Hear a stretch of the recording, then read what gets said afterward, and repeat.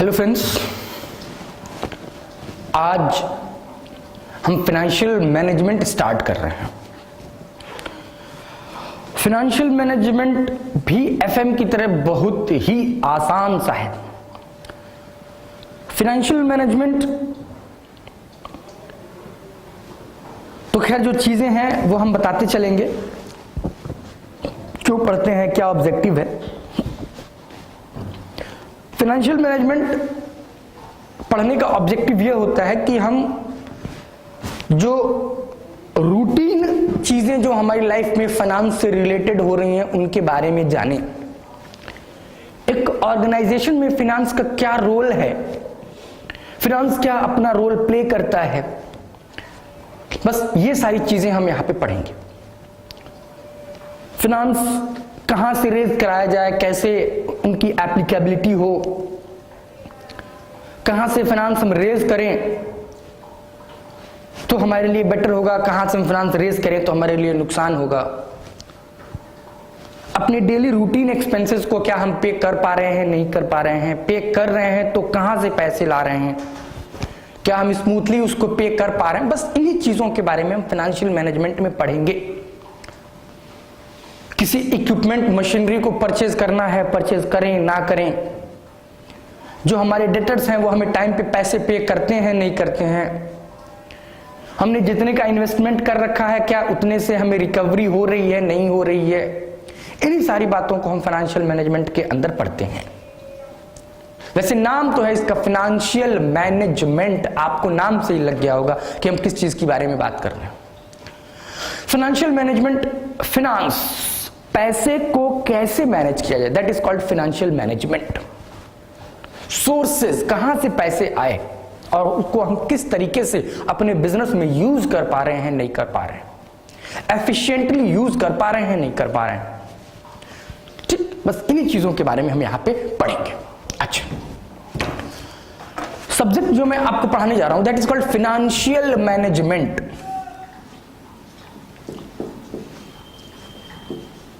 Financial management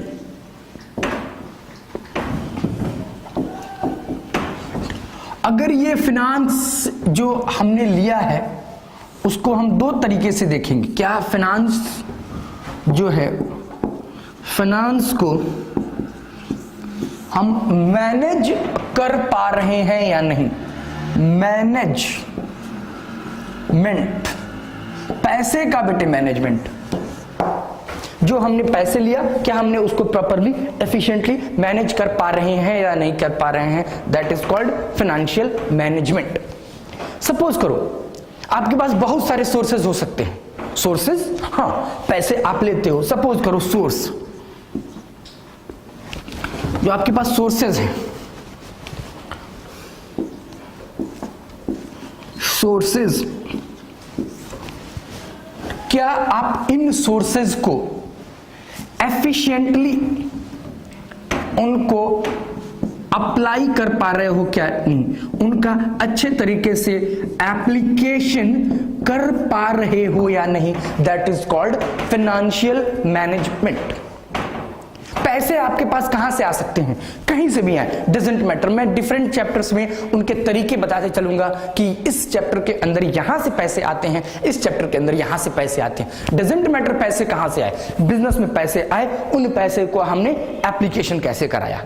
ठीक, sources and application. बेटे अगर आपने एफएम के बारे में पहले थोड़ा बहुत कुछ पढ़ रखा होगा तो बेटे प्लीज उसको आप शिफ्ट डिलीट मारें, रिसाइकल बिन में भी न जाए, क्योंकि अगर वो चीजें रहेंगी यहां पे तो मुझे बहुत तकलीफ देंगी। मैं समझता हूं कि आप एफएम के बारे में एकदम कोरे कागज की तरह हो।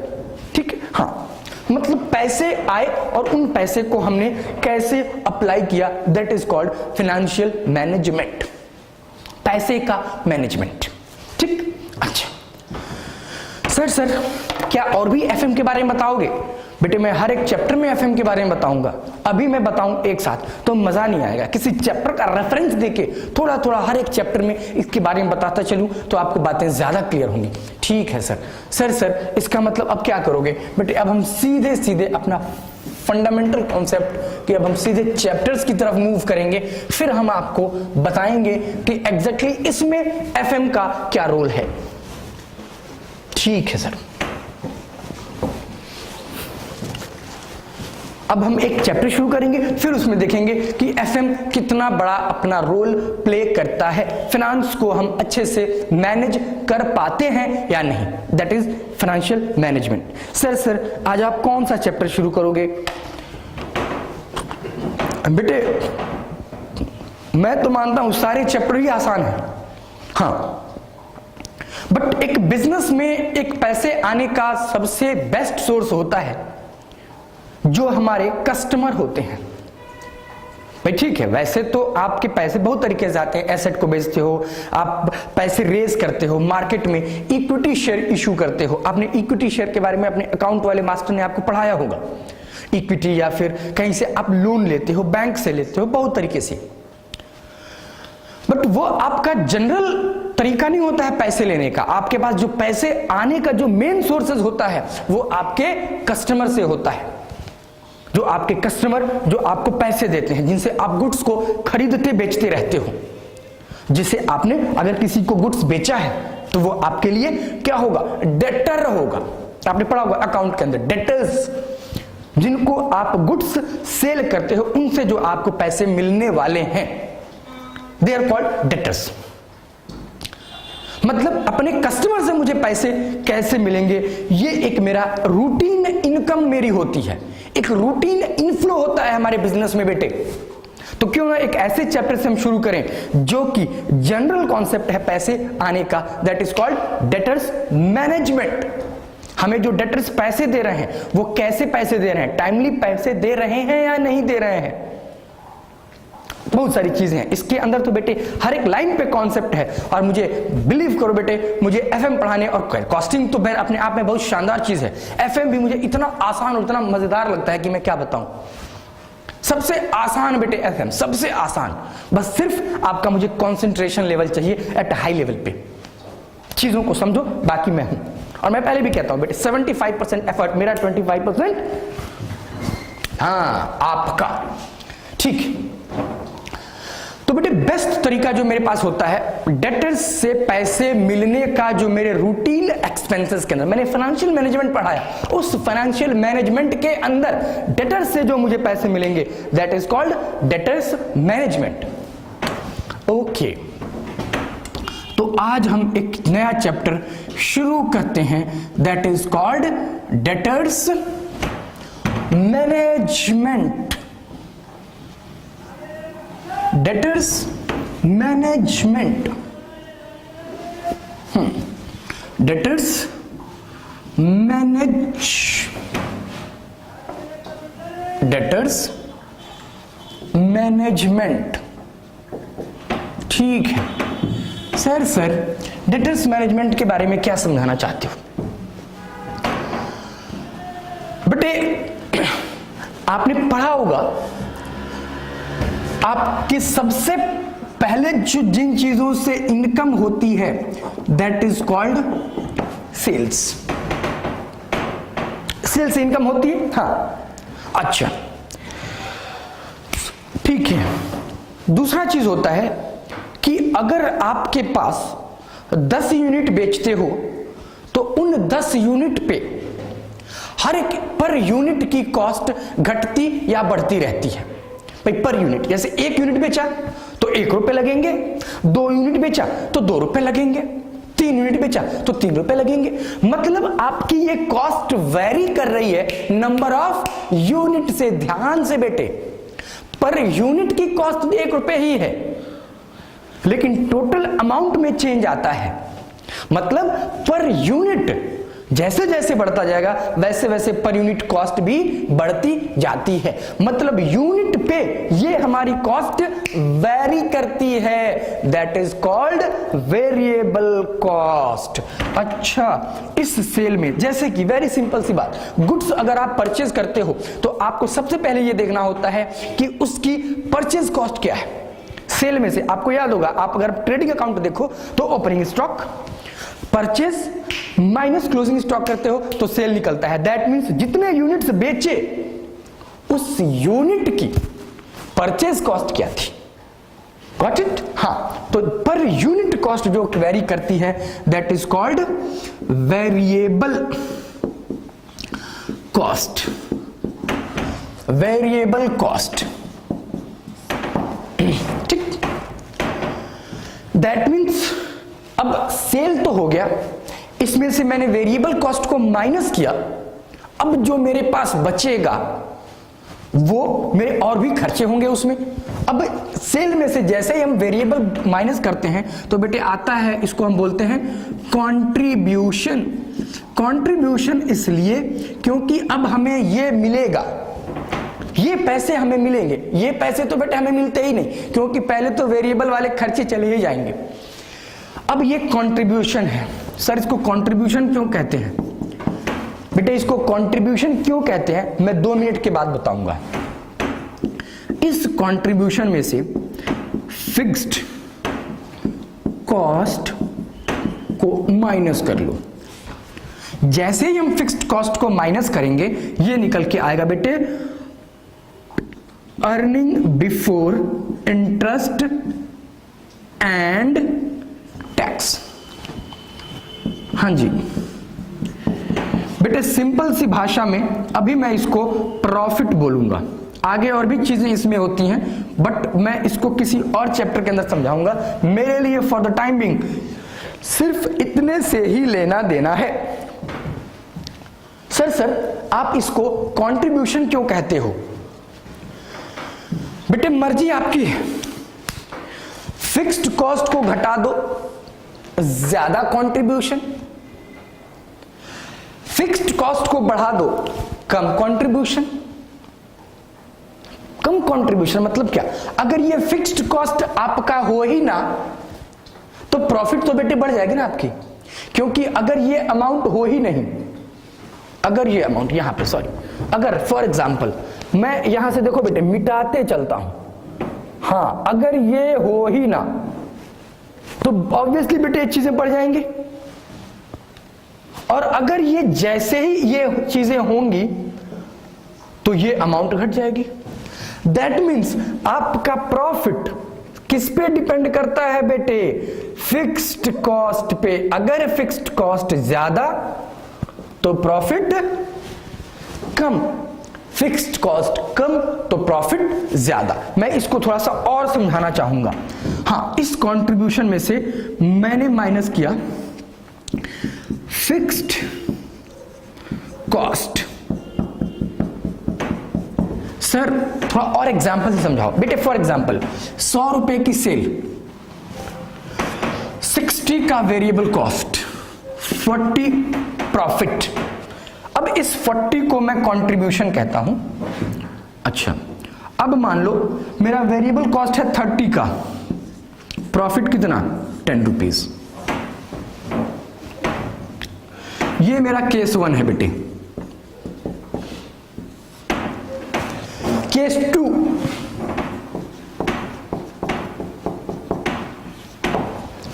₹100 का सेल, 60 वेरिएबल कॉस्ट, 40 प्रॉफिट, 10 रुपए का फिक्स्ड कॉस्ट, प्रॉफिट कितना? 30 का। बेटे यहां तक तो चीजें सेम आई, सिर्फ मैंने अपने फिक्स्ड कॉस्ट को चेंज किया, मेरे प्रॉफिट पे फर्क आ गया। वो सिर्फ इसलिए कि मर्जी आपकी है, फिक्स्ड कॉस्ट को कम करो या फिक्स्ड कॉस्ट को बढ़ा लो। जैसे फिक्स्ड कॉस्ट को घटाओगे या बढ़ाओगे आपके प्रॉफिट पे फर्क आना है। दैट मीन्स फिक्स्ड कॉस्ट अपने आप में एक वाइटल रोल प्ले करता है। सर एक और एग्जांपल दो। सेल प्राइस 100, वेरिएबल कॉस्ट 60, 40 यहां तक, फिक्स्ड कॉस्ट है ही नहीं, 40 का प्रॉफिट। मर्जी आपकी, फिक्स्ड कॉस्ट को बढ़ाओ या फिक्स्ड कॉस्ट को घटाओ, फर्क किसको पड़ने वाला है? आपके प्रॉफिट को। फर्क किसको पड़ेगा? आपके प्रॉफिट को। इसीलिए मैं इसको बोलता हूं कि ये आपके लिए कंट्रीब्यूशन है। इस कंट्रीब्यूशन में फिक्स्ड कॉस्ट को कम करो या घटाओ, आपकी प्रॉफिट पे फर्क यहीं से पड़ने वाला है और कोई फर्क नहीं पड़ेगा। ओके, हाँ, तो इसलिए इसका नाम कंट्रीब्यूशन है। सर इसका डेटर्स मैनेजमेंट में क्या रोल है बेटे? डेटर्स मैनेजमेंट में इसी का तो रोल है।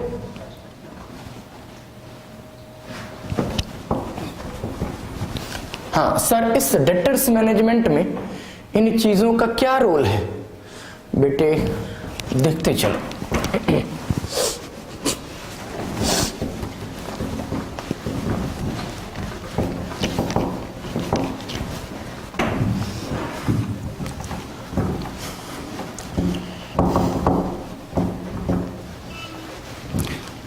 सर अब डेटर्स मैनेजमेंट की बात ही करूं बेटे, सेल की बात जहां मैंने की, अब आप ये समझो कि इसमें डेटर्स ही होंगे, डेटर्स से ही कुछ लेना देना होगा। बेटे डेटर्स को आप गुड्स सेल करते हो, ठीक है सर, सेल तो हम करते हैं। मैं हूं एक कस्टमर और आप हो मेरे डेटर, ठीक? सॉरी, मैं हूं कस्टमर और आप हो बिजनेसमैन, ठीक है? आप मतलब स्टूडेंट, हाँ आप स्टूडेंट हो, मेरे बिजनेसमैन हो और मैं हूं आपका डेटर, ठीक? याद रखना, आप कौन हो? बिजनेसमैन, मैं हूं डेटर। बेटे आपने हमें सेल तो किया है, मुझे आपने सेल तो किया है, लेकिन सेल्स के पैसे आपके इन्वॉल्व नहीं है मेरे पास।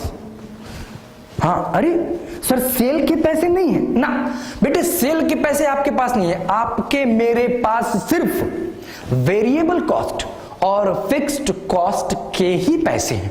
अरे सर प्रॉफिट, बेटे प्रॉफिट तो ये आपका रिस्क है ना भाई, प्रॉफिट आपने मुझे कैश में दिया थोड़ी ना कि ना सर ये कैश लो प्रॉफिट का। बेटे आपने हमें सिर्फ जो कॉस्ट, जो पैसे आपके लगे हैं वो या तो वेरिएबल कॉस्ट के रूप में है या तो फिक्स्ड कॉस्ट के रूप में है। अच्छा हाँ, तो दैट मीन्स आप हो बिजनेसमैन, मैं हूं डेटर, आपके दो पैसे, एक तो वेरिएबल कॉस्ट मेरे पास लगे हुए हैं और दूसरी जो कॉस्ट इन्वॉल्व है that is called fixed cost. Sir ये दो कॉस्ट हमारे पास क्यों है? क्योंकि बेटे आपने जो भी मुझे सेल किया है उसके लिए वेरिएबल कॉस्ट कितनी थी, जो भी आपने मुझे सेल किया है उसकी फिक्स्ड कॉस्ट कितने की थी। दैट मीन्स आपने मुझे सेल किया 100 रुपए का, 60 वेरिएबल कॉस्ट और 10 रुपए का फिक्स्ड कॉस्ट, 70 रुपीज मेरे पास पड़े हुए हैं आपके, ठीक? अच्छा, for example 60 rupees variable cost, 10 rupees fixed cost, that is total 70 rupees. मैं हूं आपका डेटर, मैंने कहा भाई एक काम करो, मैं आपको जो ये पैसे मैं एग्जांपल देता हूं बेटे, ज्यादा बेटर होगा, इसको मैं 50 कर लेता हूं और इसको 10 कर लेता हूं। हाँ, कैलकुलेशन में थोड़ी आसानी होगी, आपको भी समझाने में मुझे आसानी होगी। ये है बेटे वेरिएबल कॉस्ट 50 की और फिक्स्ड कॉस्ट है 10 की, टोटल 60 रुपीज। जो आपने मुझे सेल किया वो 60 रुपीज मेरे पास पड़े हुए हैं, ठीक बेटे? वो 60 रुपीज मैंने आपसे कहा कि भाई मैं 1 मंथ के बाद दूंगा, 1 मंथ लेटर सेल होंगे, इसमें से हर एक महीने पे मैं आपको पैसे देता रहूंगा और ये जो टोटल सेल है आपकी, टोटल सेल्स कॉस्ट, ये है टोटल सेल जो ड्यूरिंग द ईयर आपने मुझे सेल किया है, ड्यूरिंग द ईयर, ये ड्यूरिंग द ईयर आपने मुझे 60 रुपीज की सेल की है, ठीक? और इसमें से मैंने कहा है कि हर महीने मैं आपको पैसे देता जाऊंगा, क्योंकि मेरे पास तो पैसे हैं नहीं।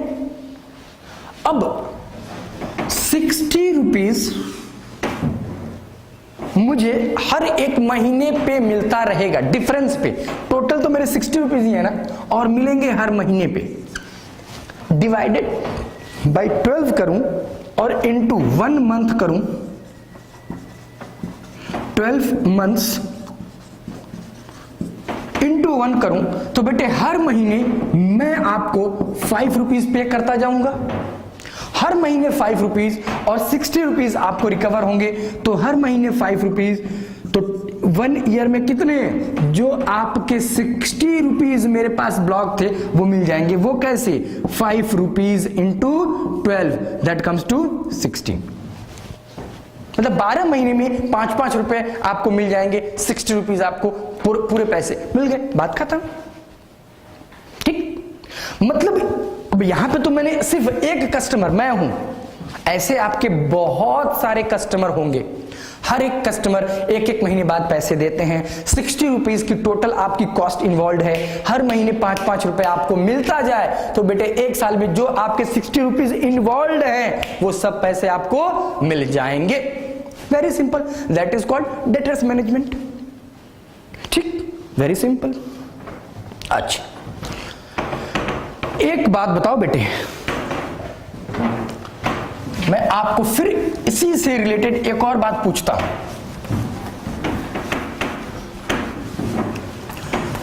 इसी से रिलेटेड मैं आपको एक और बात पूछता हूं।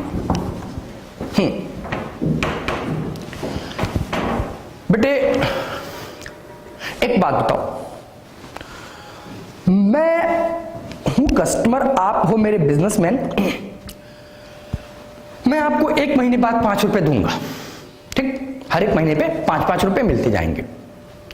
मतलब आज आपने मुझे सेल किया, एक महीने बाद मैंने आपको 5 रुपए दिया। बेटे अगर मैं कहूं कि आप नालायक हो, तो आप कहोगे सर आप हमें नालायक क्यों कह रहे हो? बेटे आप हो नालायक इसलिए हो, 5 रुपए एक महीने बाद लोगे, आज तुम मुझे सेल कर रहे हो, एक महीने बाद भी आपको 5 रुपए ही मिल रहा है। हाँ, अगर वो 5 रुपए आप जाके बैंक में जमा करते तो बैंक वाला आपको क्या करता, इंटरेस्ट भी देता।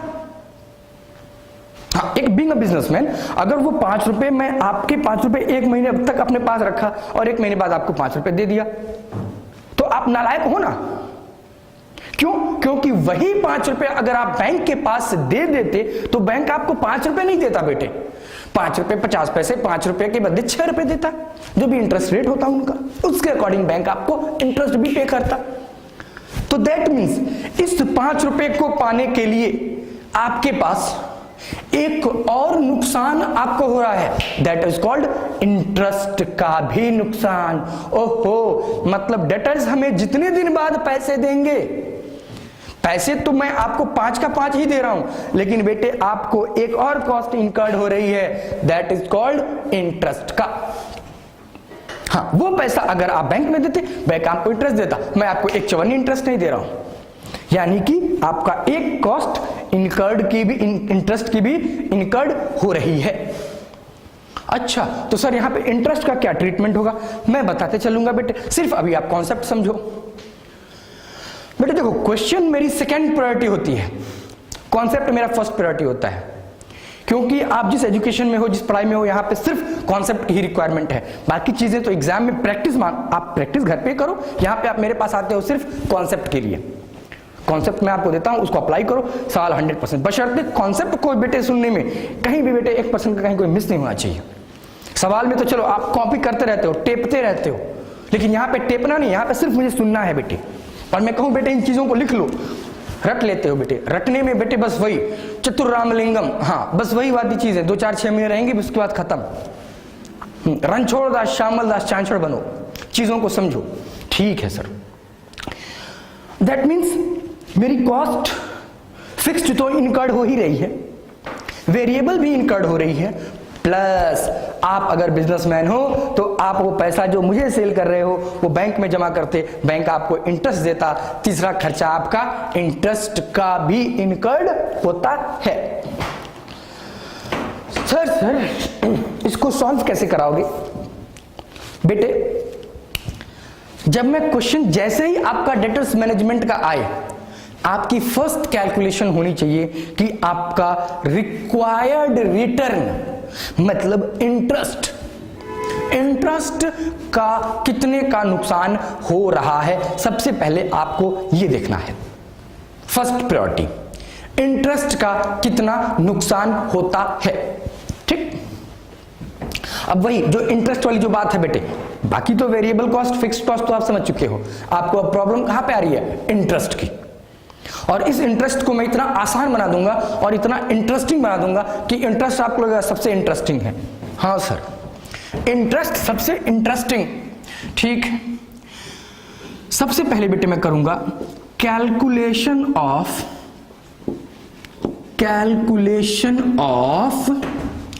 रिक्वायर्ड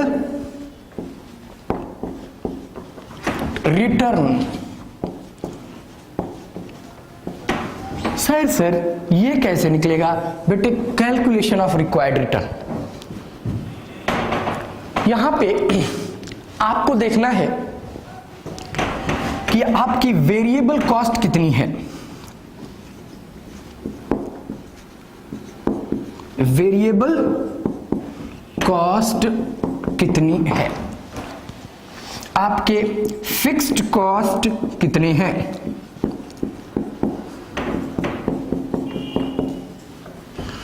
क्योंकि देखो बेटे, मुझे सेल का टेंशन नहीं है, प्रॉफिट तो आपका रिस्क होता है, लेकिन क्या वेरिएबल कॉस्ट भी आपका रिस्क होता है? नहीं, वो तो आपने अपने खर्चे इनकर्ड कर दिए हैं, उसकी रिकवरी है। वेरिएबल कॉस्ट और फिक्स्ड कॉस्ट की रिकवरी को मैं कभी रिस्क के नाम से नहीं देता हूं, वो तो मेरी कॉस्ट है जो मुझे रिकवर करनी है। ओके, तो variable cost plus fixed cost is called total cost. अच्छा जी,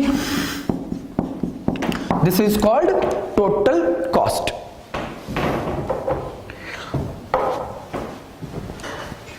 ये हो गई बेटे मेरी टोटल कॉस्ट। अच्छा सर मतलब ये अगर मेरी टोटल कॉस्ट है और मुझे पैसे हर एक महीने के इंटरवल पे मिलते हैं, तो मैं इस अमाउंट को क्या ये कह सकता हूं, अमाउंट ब्लॉक्ड विद डेटर्स। हाँ, ये पैसा तो यही ब्लॉक है ना डेटर्स के पास, तो मैं इसको बोलूंगा amount blocked with debtors. Debtors के पास जो मेरे पैसे ब्लॉक हैं, amount blocked with debtors. Okay, amount blocked with debtors, ये वाले पैसे, ये वाले पैसे आपके ब्लॉक हैं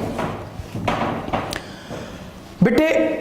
ये पैसे अगर ब्लॉक हैं और इन पैसे की रिकवरी हर एक महीने के इंटरवल पे रहते हैं, तो मैं कह सकता हूं कि टोटल अमाउंट ये ब्लॉक है और इनकी रिकवरी, हाँ, नंबर ऑफ डेज या फिर जितने पीरियड के लिए, नंबर ऑफ पीरियड या डेज फॉर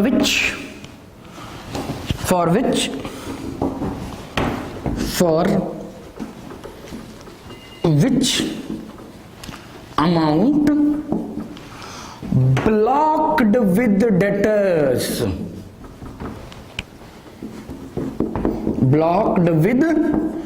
debtors, डेटर्स के पास। फॉर एग्जाम्पल, वो मुझे 1 मंथ पे पैसे देता है,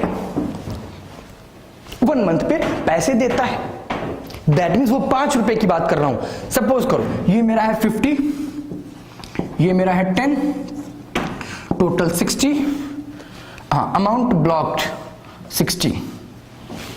ठीक, 60 रुपीज मेरा ब्लॉक है फॉर 1 मंथ के लिए, तो मैं कह सकता हूं कि अमाउंट जो मेरा ब्लॉक होगा, अमाउंट ब्लॉक्ड विद डेटर्स। आपके जो डेटर्स हैं उनके पास आपके पैसे कितने ब्लॉक हैं, दैट इज कॉल्ड 60 रुपीज। अगर टोटल ये सेल है, ये फॉर 1 ईयर, ये टोटल पैसे बेटे 1 साल का है, 60 रुपीज की cost for 1 year, that is 12 months. तो फिर 1 मंथ में आपके पैसे डेटर्स के पास कितने ब्लॉक होंगे, दैट इज कॉल्ड ₹5। इस 5 रुपए की रिकवरी आपको 1 महीने बाद होगी, तो इस 5 रुपए पे इंटरेस्ट कितना बनता है, जितना आपका नुकसान हुआ है। रिक्वायर्ड रिटर्न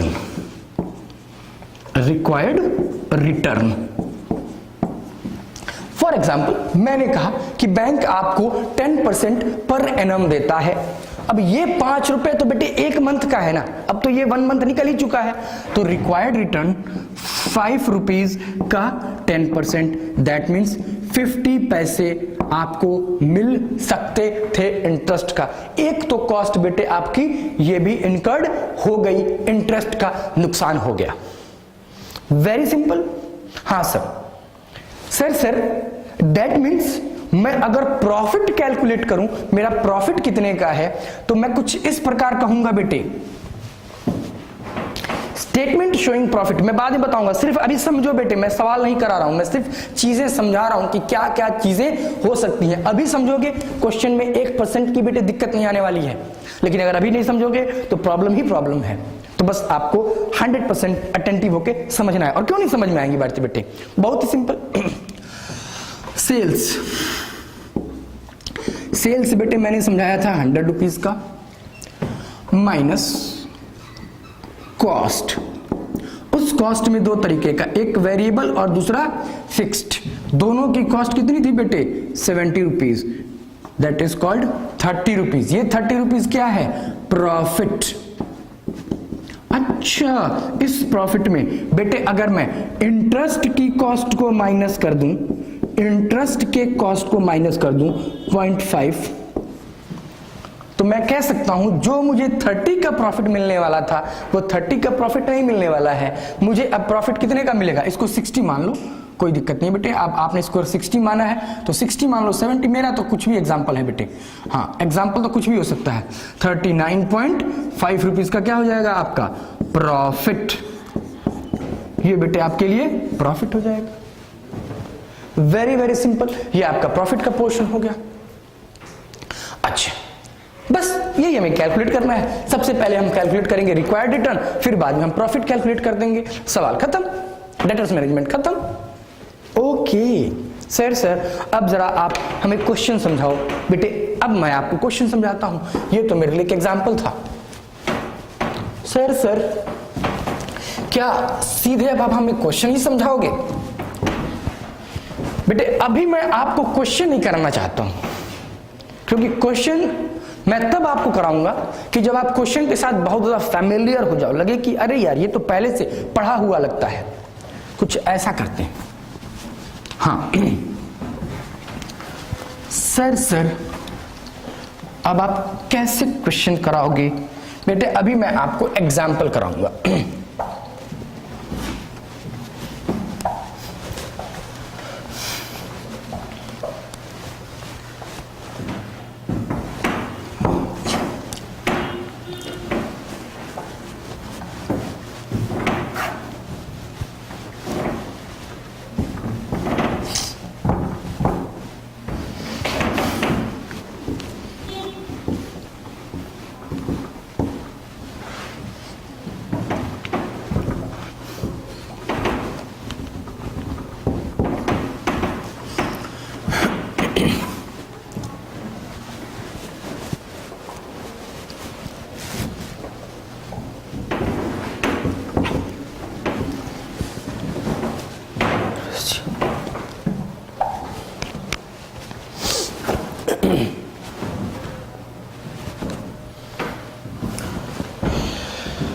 सर क्वेश्चन कैसे कराओगे?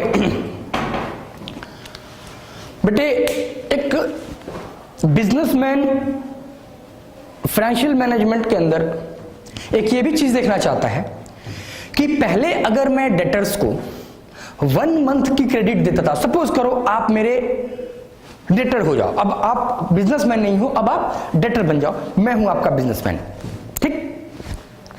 मैं आपसे कहता हूं बेटे 1 महीने की मैं आपको क्रेडिट देता हूं, अच्छा फिर मैं अचानक कहूं बेटे मैं आपको 2 महीने की क्रेडिट देता हूं, पैसे 1 महीने बाद देने हैं, पैसे 2 महीने बाद देने हैं। हाँ राहुल देखो, अगर मैं तुमसे कहूं कि राहुल मुझे पैसे 1 महीने बाद दो, कहोगे ठीक है सर। मैं कहूं राहुल तुम ये पैसे लो 2 महीने बाद दोगे, राहुल कहेगा सर कुछ और पैसे हैं क्या। मैं कहूं राहुल 6 महीने बाद पैसे देना, राहुल कहेगा अरे सर पैसे दे दो। मैं कहूं राहुल तुम 1 साल बाद पैसे देना, राहुल कहता है सर 10-20 करोड़ दे दो। क्योंकि जैसे जैसे मैं पीरियड बढ़ाते जाता हूं रिटर्निंग के, वैसे वैसे मेरी डिमांड बढ़ती जाती है पैसे की। बात सही है बेटे? हाँ सर।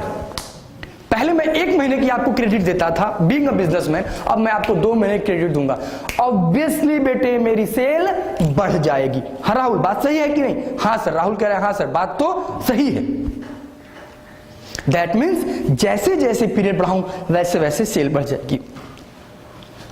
बेटे अभी राहुल यहां पे हैं, अभी 1 महीने बाद 2 महीने बाद मैं कहूं हाँ राहुल एक काम करो, तुम मुझे पैसे 3 महीने बाद देना।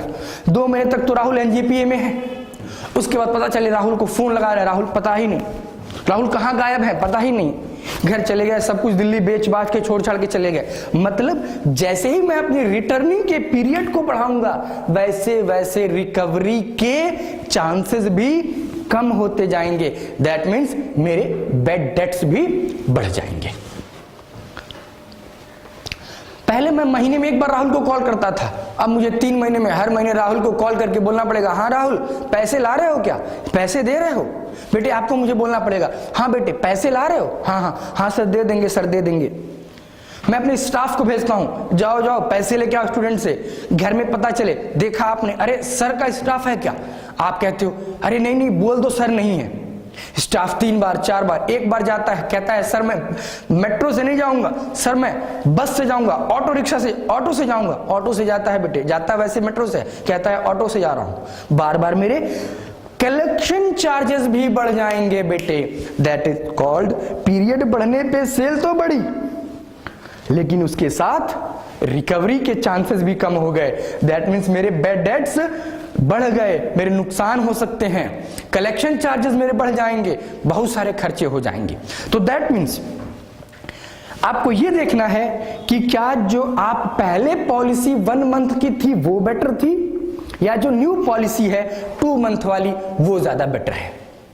बस यही आपको इसमें चेक करना है, फिर बताना है कि एग्जिस्टिंग पॉलिसी जो 1 मंथ की पॉलिसी थी वो बेटर है या 2 मंथ वाली जो प्रपोज्ड पॉलिसी है वो बेटर है। इन्हीं दोनों में हमें इवैल्यूएट करना है, एनालिसिस करना है और फिर बताना है कि विच policy is the best policy. Very simple calculation जो मैंने आपको बता रखी है वैसी ही होंगी। ओके सर एक क्वेश्चन है। क्वेश्चन क्या है? एग्जाम्पल सेल मेरी थी बेटे ₹1,00,000 की, ठीक। वेरिएबल कॉस्ट जो थी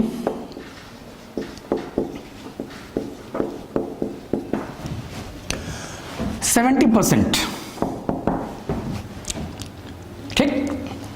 अच्छा, fixed cost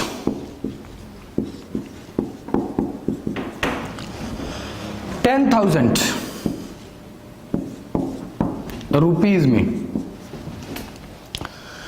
bad debts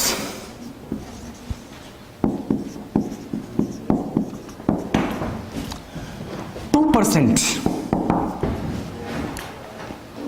collection charges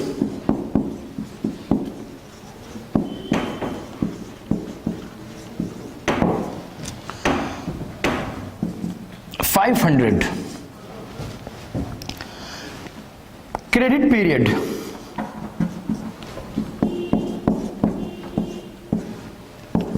(1 month),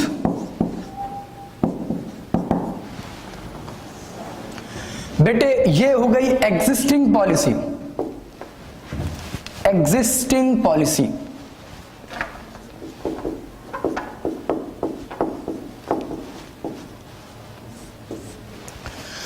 दूसरा proposed policy.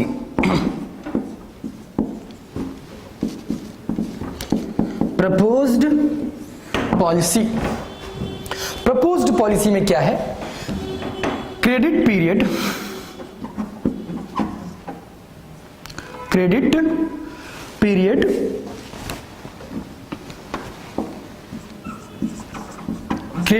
Period is equals to 2 months। 1 month से हमने क्या कर दिया, 2 month कर दिया। Sales increase by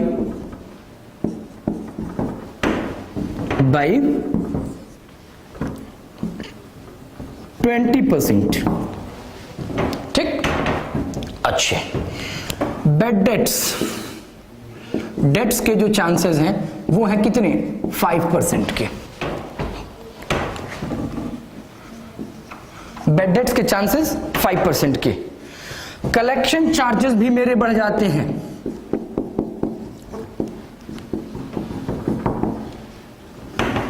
collection charges मेरे हो जाते हैं ₹1000 के। सर वेरिएबल कॉस्ट के बारे में कुछ नहीं कहोगे? सर फिक्स्ड कॉस्ट के बारे में कुछ नहीं कहोगे? ना बेटे ना मैं वेरिएबल के बारे में कहूंगा और ना ही मैं फिक्स के बारे में कहूंगा। क्यों? क्योंकि वेरिएबल तो बेटे 70% होती है, क्योंकि ऑलरेडी वो बता रखा है। अच्छा, जब तक इंफॉर्मेशन कुछ ना दे, वी अज्यूम दैट जो हमें वेरिएबल कॉस्ट का परसेंटेज दिया हुआ है वही आगे भी रहेगा। अच्छा सर फिक्स्ड कॉस्ट, बेटे if nothing is specified then we assume that fixed cost is remain same. Sir आगे क्या करोगे? बेटे कुछ नहीं, बस अब इसको सॉल्व करूंगा। सबसे पहला कैलकुलेशन जो मेरा होता है वो ये देखना होता है रिक्वायर्ड रिटर्न का। सर रिक्वायर्ड रिटर्न का परसेंटेज क्या है? बेटे यहां पे लास्ट में लिख लो, इन दोनों का कॉम्बिनेशन रिक्वायर्ड रिटर्न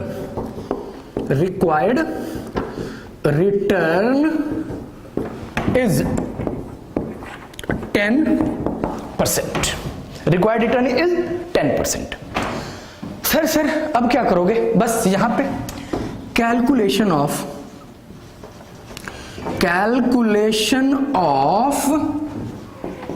रिक्वायर्ड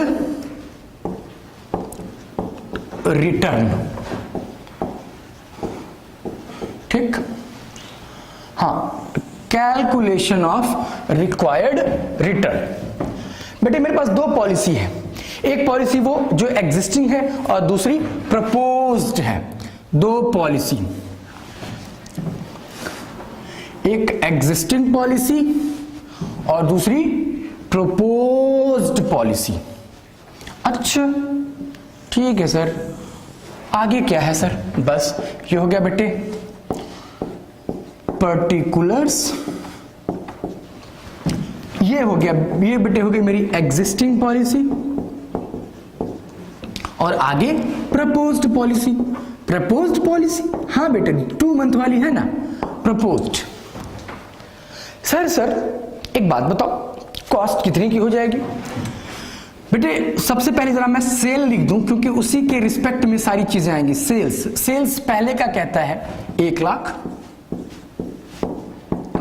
आगे कहता है प्रपोज्ड पॉलिसी के अंदर कि सेल आपकी 20% से बढ़ जाती है, तो दैट मींस प्रपोज्ड पॉलिसी की जो मेरी सेल होगी बेटे 1,20,000। अब जो मेरी वेरिएबल कॉस्ट होगी, अब मैं अपनी वेरिएबल कॉस्ट लिखूंगा। ये तो बेटे सिंपल सी सिर्फ मैंने बताया क्योंकि इसकी कैलकुलेशन आगे इसी के रिस्पेक्ट में होनी थी। कॉस्ट में सबसे पहली कॉस्ट वेरिएबल कॉस्ट।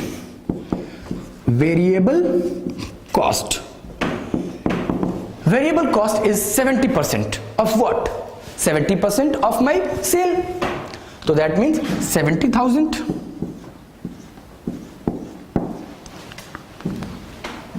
और यहां पे हो जाएगा बेटे 84,000 at the rate of 70%. एक कॉस्ट मेरी और आती है, that is called fixed cost. Fixed cost कितने की है? 10,000 की। सर क्या प्रपोज में वेरिएबल कॉस्ट बढ़ रहे हैं तो फिक्स्ड नहीं बढ़ेंगे? ना बेटे ना। If nothing specified then we assume that fixed cost will remain same. Fixed cost में चेंजेस नहीं होते हैं, मैं आगे बताऊंगा आपको किसी और चैप्टर के अंदर। बेटे मेरी टोटल कॉस्ट कितनी हो गई? टोटल कॉस्ट इज यहां पे 80,000, अच्छा, और यहां पे 94,000। ठीक है सर। बेटे अब आप मुझे ये बताओ कि ये जो सेल है क्या ये कितने पीरियड की? बेटे जितने पीरियड की, 1 साल 2 साल 6 महीने 1 महीने, जितने पीरियड का, डजेंट मैटर। मतलब वो कहता है कि जो उसका डेटर है वो एग्जिस्टिंग पॉलिसी में 1 मंथ की क्रेडिट और प्रपोज्ड पॉलिसी में 2 मंथ की क्रेडिट। दैट मीन्स हर एक महीने पे मुझे पैसे मिलेंगे, हर 2-2 महीने पे मुझे पैसे मिलेंगे। तो मेरे पैसे, मैं हूं डेटर, आप हो बिजनेसमैन, अगर मेरे आपके पैसे मेरे पास, मैं हूं डेटर ना, तो मेरे आपके पैसे मेरे पास 1-1 महीने 2-2 महीने के लिए पड़े हैं, तो कितने पैसे आपके मेरे पास पड़े हैं? ठीक, तो यहां पे मैं कैलकुलेट करूंगा अमाउंट ब्लॉक्ड, जो भी डेटर होगा, amount blocked with debtors. Debtors के पास कितने पड़े हुए हैं?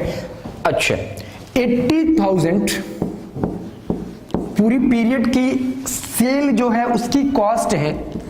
1 मंथ की क्रेडिट पे पैसे मिल रहे हैं हमें, तो पूरे 1 साल में कितने के पैसे ब्लॉक रहते हैं पर मंथ के हिसाब से? अच्छा, अगर 94,000 रुपीज के कॉस्ट ब्लॉक है, जो कि हर 2-2 महीने पे उनकी रिकवरी होती है, तो 1 साल में कितने पैसे during the interval of 2 month पैसे ब्लॉक होंगे? अच्छा ये बात है। 80,000 डिवाइडेड बाई 12, पहले भी हमने बेटे ऐसे ही कराया था, याद है आपको? हाँ, 60 divided by 12 into 1 that is 5 rupees. ये वो 5 रुपीज है amount block with debtors. Okay, यहां पे बेटे आ रहा है 6667। अच्छा, 94,000 into 2 divided by 12 that is 15,667। Okay, बस फिर उसके बाद मुझे अब निकालना है बेटे रिक्वायर्ड रिटर्न। रिक्वायर्ड रिटर्न बेटे याद है आपने 5 रुपए का रिक्वायर्ड रिटर्न 10% के हिसाब से निकाला था, ये वो 5 रुपए है। अब बताओ रिक्वायर्ड रिटर्न कितना? 6667 का 10% रिक्वायर्ड रिटर्न दे रखा है, दैट इज 667, और यहां पे 15,667 का 10% दैट इज 1567। दैट मीन्स ये मेरा हो गया बेटे required return. Very simple. Okay okay. अच्छा खैर, अब मुझे सॉरी, अब बेटे मुझे निकालना है प्रॉफिट। क्या ये पॉलिसी बेटर है या ये पॉलिसी बेटर है? इसको देखने से तो मुझे कुछ समझ में नहीं आ रहा है। मुझे बेटे अल्टीमेटली प्रॉफिट का ही साथ लेना पड़ेगा ताकि मैं पता कर सकूं कि प्रॉफिट एग्जिस्टिंग में है या प्रपोज्ड में। तो चलो, वैसे इधर की इंफॉर्मेशन की मुझे जरूरत है नहीं, जो इंफॉर्मेशन की जरूरत है मैं लिख लेता हूं, मैं अपनी कॉपी में लिख लेता हूं। वैसे जो मुझे मिटाना ही है, बाकी चीजें यहां पे दे रखी हैं, मैं यहां से हेल्प ले लूंगा।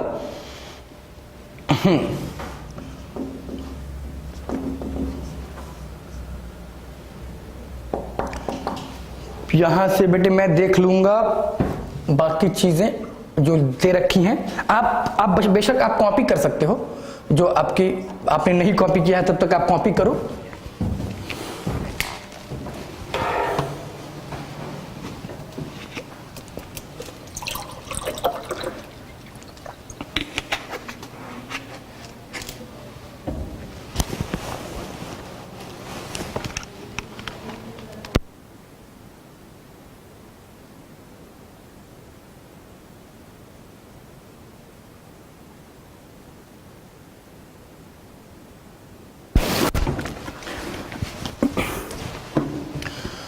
हाँ जी बेटे,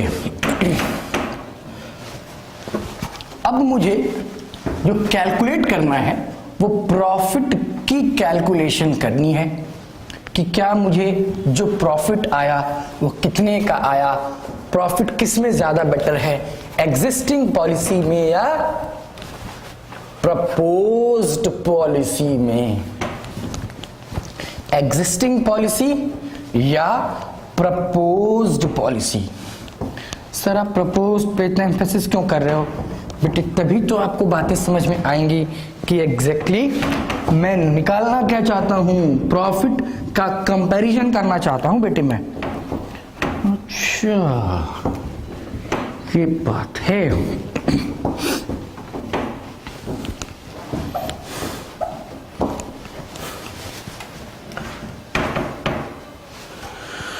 हाँ जी बेटे, स्टेटमेंट शोइंग प्रॉफिट,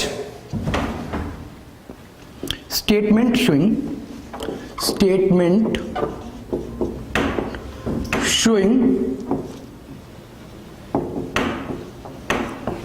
प्रॉफिट,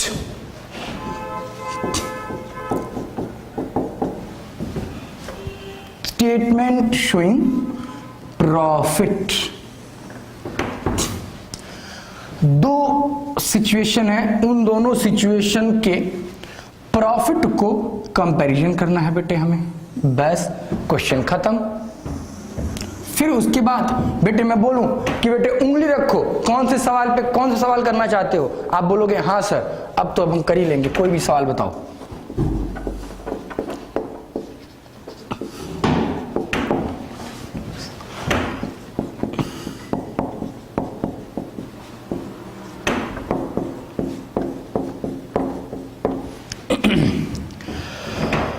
बेटे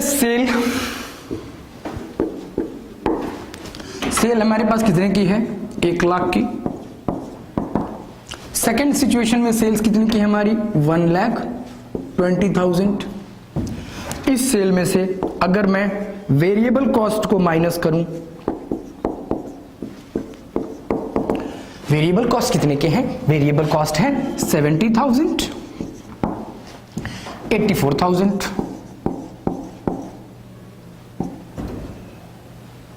हाँ जी 84,000, 70 और 84 हमने माइनस किया, दैट इज निकल के आया कंट्रीब्यूशन। कंट्रीब्यूशन कितने कितने का है? 30,000 और यहां पे